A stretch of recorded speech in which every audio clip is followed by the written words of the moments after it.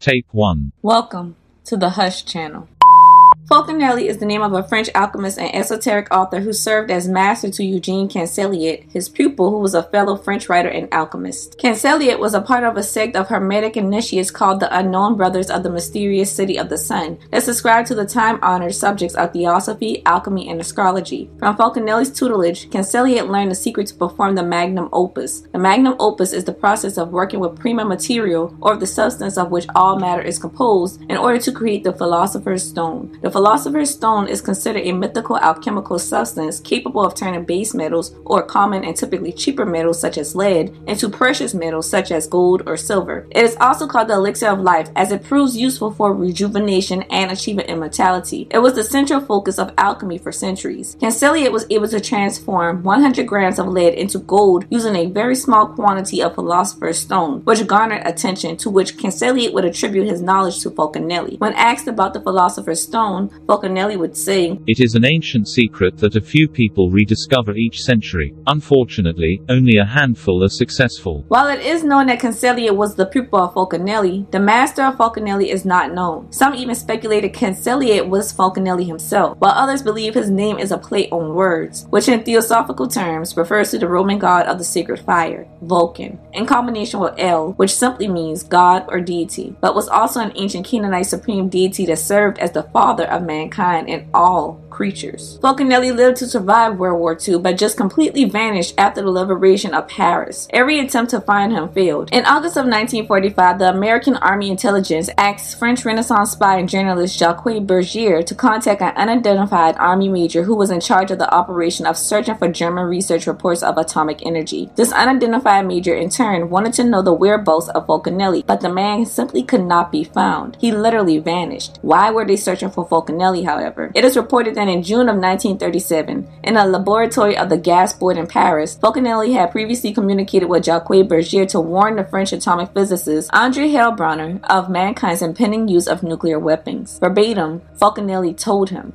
"You're on the brink of success, as indeed are several others of our scientists today. Please, allow me. Be very, very careful. I warn you. The liberation of nuclear power is easier than you think, and the radioactivity artificially produced can poison the atmosphere of our planet in a very short time, a few years. Moreover, atomic explosives can be produced from a few grains of metal powerful enough to destroy whole cities. I'm telling you this for a fact. The alchemists have known it for a very long time. I shall not attempt to prove to you what I'm now going to say, but I ask you to repeat it to Mr. Heilbronner. Certain geometrical arrangements of highly purified materials are enough to release atomic forces without having recourse to either electricity or vacuum techniques. The secret of alchemy is this: there is a way of manipulating matter and energy so as to produce what modern scientists call a field of force. The field acts on the observer and puts him in a privileged position vis-a-vis the universe. From this position he has access to the realities which are ordinarily hidden from us by time and space, matter and energy. This is what we call the great work."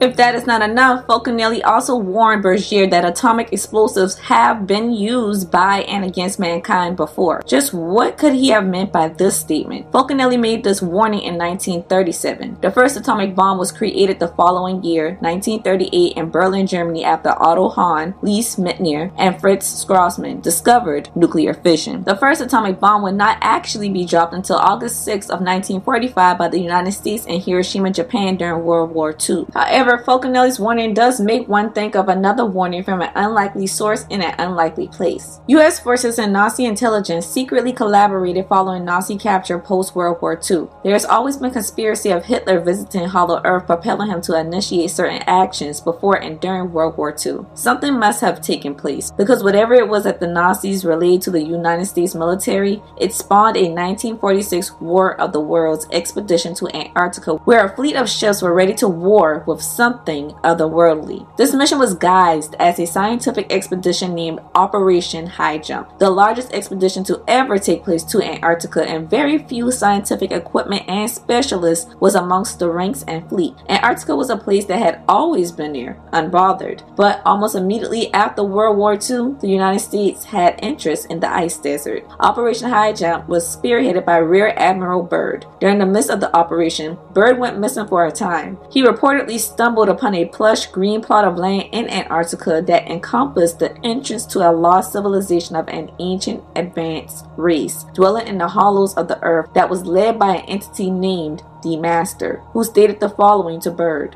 Our interest rightly begins just after your race exploded the first atomic bombs over Hiroshima and Nagasaki, Japan. It was that alarming time we sent our flying machines, the Flugelrads, flying saucers, to your surface world to investigate what your race had done. You see, we have never interfered before in your race's wars and barbarity. But now we must, for you have learned to tamper with a certain power that is not for your man, mainly that of atomic energy. Our emissaries have already delivered messages to the power of your world, and yet they do not heed.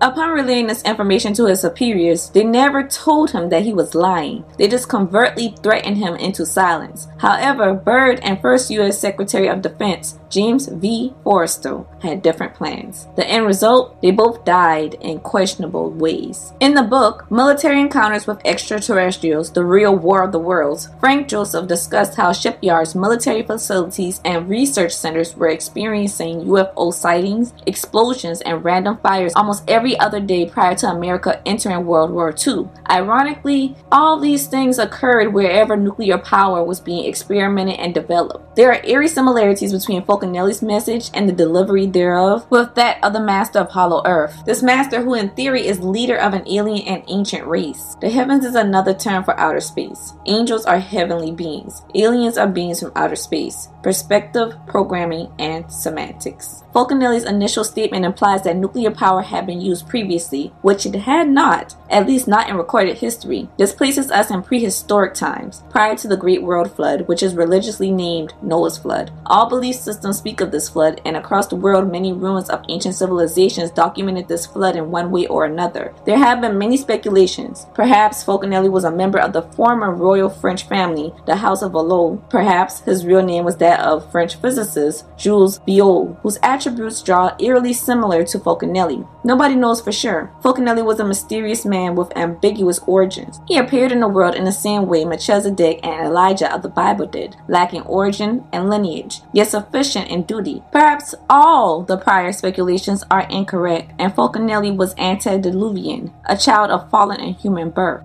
Alien. End of tape 1.